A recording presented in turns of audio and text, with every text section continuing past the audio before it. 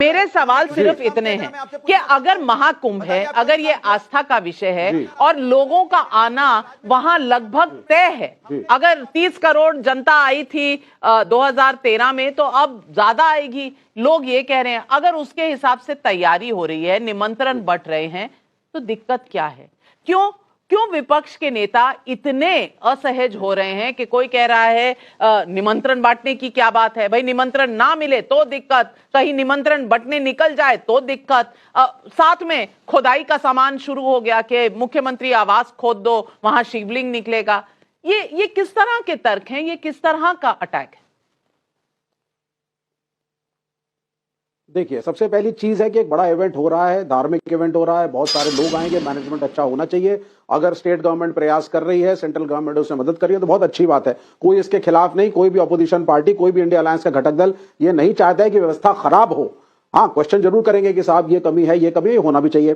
आजम खान जी को जब इसकी कमान दी गई थी पिछली बार, तो ये एक बहुत अच्छा एग्जाम्पल था भारत देश के सेकुलर इथॉस को, जिसने दिखाया कि यहाँ पे धर्म विशेष होना जरूरी नहीं है, और काफी अच्छा आयोजन किया था। कमियां बेशक आप जितनी मर्जी गिनाइए, उस वक्त जहां तक हम लोगों को याद कर रहा है, लोगों ने तारीफी करी थी इंटरनेशनल। आप गए थे? इतने बड़ी संख्या में लोग आए। आप गए थे? हाँ, अब मैं आगे नहीं, मैं नहीं गया था, लेकिन तो आपको कैसे पता कमियां नहीं थी? जाना जरूरी थोड़ी ना होता है। तो आपको कैसे पता कमियां नहीं थी? नहीं, अब देखिए, कमियां गिनाने को तो आपको कैसे पता कि वो अच्छा नहीं हुआ था? आप गई थी? या आज समाजवादी पार्टी ऑपोजिशन में, बीजेपी की सत्ता है तो उसी के फेवर में सब बोला जाएगा? ये बहुत बड़ा एग्जांपल था कि आजम खान एक मुसलमान होने के बावजूद भी मेहनत करके एक अच्छी व्यवस्था की कोशिश कर रहे थे। देश के सेकुलर इथॉस को दुनिया ने देखा। आज की तरह नहीं कि कहने हम साहब माता प्रसाद पांडे को क्यों नहीं बनाया गया, हिंदू धर्म वाले को क्यों नहीं इंचार्ज बनाया गया। और ये हमारे कॉन्स्टिट्यूशन में लिखा हुआ है, सरकार का रोल धर्म के प्रोपोगेशन में नहीं होना चाहिए। This is what the constitution of India states.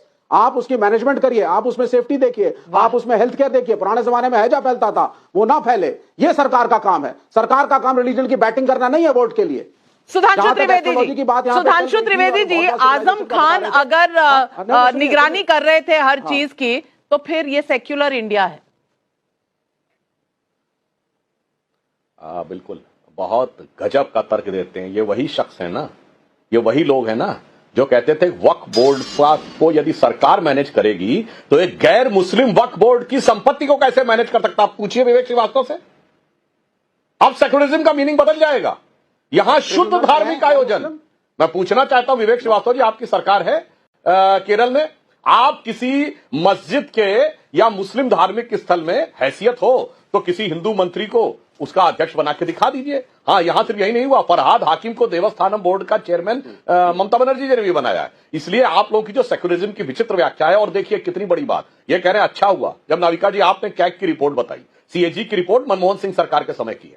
Harshvardhan जी ने बताया, मुझे भी ध्यान था कि प्रयागराज रेलवे स्टेशन पे भगदड़ हुई थी, बहुत से लोग मारे गए थे। उसके बावजूद बेशर्मी की इंतहा है कि इन्होंने कहा कि साहब उनको बनाया। मैं बताना चाहता हूं 2001 में कुंभ हुआ था, हमने आयोजन समिति का अध्यक्ष किसको बनाया था? स्वर्गीय लालजी टंडन जी को। 89 का मुझे याद नहीं है, उस समय एनडी तिवारी की सरकार थी, हम लोग बहुत बच्चे थे। मैं आपसे सिर्फ ये कहना चाह रहा हूं साहब, आपको तो वैसे ही डिबेट पे आना अवॉइड करना चाहिए क्योंकि आप लोग तो धर्म को मानते नहीं है, कोई बात नहीं, मगर मैं तो सिर्फ व्यवस्था की दृष्टि से बात कह रहा हूं।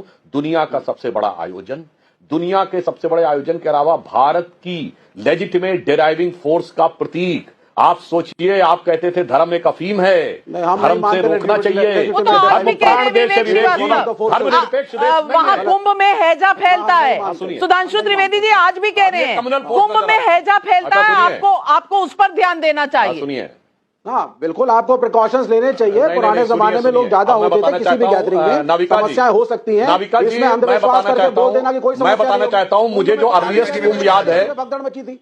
नहीं, नाविका सर अपने अपने टर्न पे बोलिए, सबको पता है। जी, अभी मैं बताना चाहता हूं, ये सेकुलर स्टेट का मैं एग्जाम्पल बताना चाहता हूं।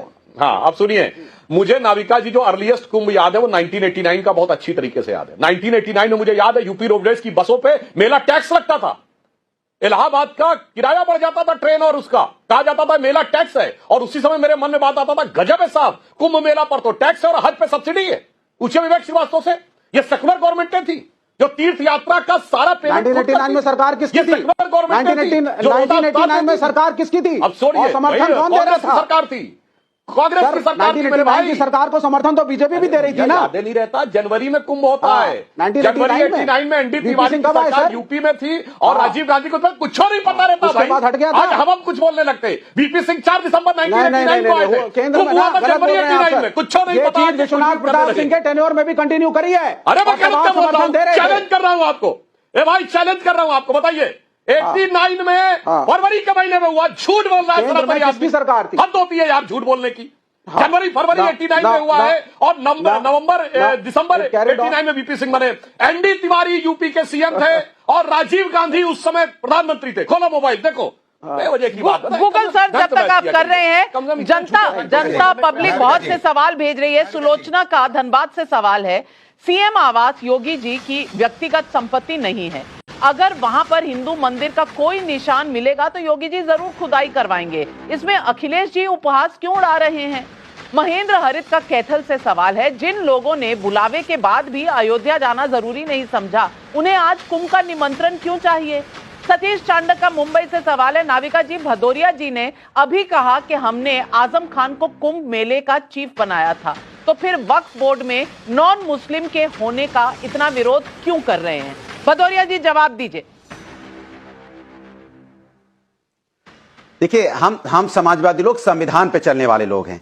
धर्म, हमने कहा ना, हम लोग धर्म, ये भारतीय जनता पार्टी धर्म को बांटना चाहती है। हम सनातनी हैं ना, किसी हिंदू को बना देंगे, मानने वाले लोग हैं। वक्फ बोर्ड में हिंदू को बना देंगे। अरे पूरी बात तो सुन लीजिए। आजम खान, अरे आप क्यों बैटिंग कर रहे हैं बीजेपी की? भाई सवाल है पब्लिक का, बीजेपी की तरफ से मत बोलिए ना। सवाल है पब्लिक का, और मरते दम तक पब्लिक के सवालों को पूछती रहूंगी, आपको सही लगे या ना लगे। बोला कि भाई नहीं, सुनिए, इसके पहले आपने बोला, मेरी बात सुनिए, इसके पहले आपने बोला समाजवादी और कांग्रेस के पेट में दर्द क्यों होता है? मेरे पेट में दर्द नहीं हो रहा है कुंभ होने से, बीजेपी के पेट में दर्द हो रहा है, क्योंकि उसका राजनीतिकरण करना चाहते हैं, राजनीतिक लाभ लेने के चक्कर में इतना हल्ला मचा रहे हैं। कुंभ तो मेरी आस्था का विषय है। हमने तो 2013 में इतना भव्य कुंभ करवाया था, महाकुंभ करवाया था। हमें विदेश में इसके लिए हम लोग को सराहना किया गया, हमें अवार्ड दिया गया, और हम ये बताना चाहते हैं कि हिंदू का पर्व में हमने आजम खान साहब को बनाया, 45 लोग स्टैम्पीड में मर गए थे, महाकुंभ हुआ और आपने भव्य करा दिया कि यहाँ पे हर व्यक्ति हर धर्म का सम्मान करता है। नाविका जी मुझे कुछ कहना है, इजाजत। नाविका जी इजाजत दें, एक लाइन।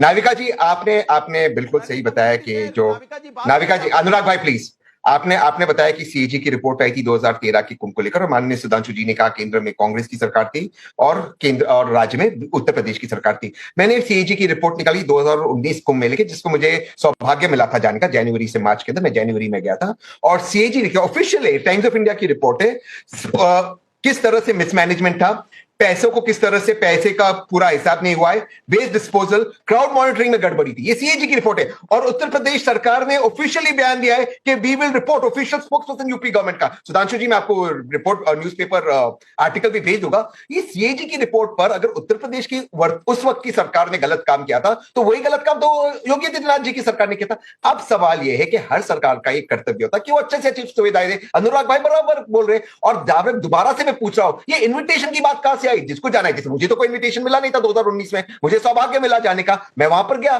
तो जाएगी अखिलेश जी, वो वीआईपी स्टाइल में जाएगी। 40-30 करोड़ लोग आते हैं, जहां इन्विटेशन आया वहां तो गए नहीं। बात अब आप दूसरी कर रहे हैं, लेकिन सवाल जो पूछा गया उसका जवाब कोई क्यों नहीं दे रहा? पब्लिक ने सवाल पूछा, और तहसीन भाई इसका जवाब जरूर दे दीजिए। अगर आजम खान महाकुंभ मेले के हेड हो सकते हैं, तो वक्फ बोर्ड में कोई हिंदू क्यों नहीं हो सकता?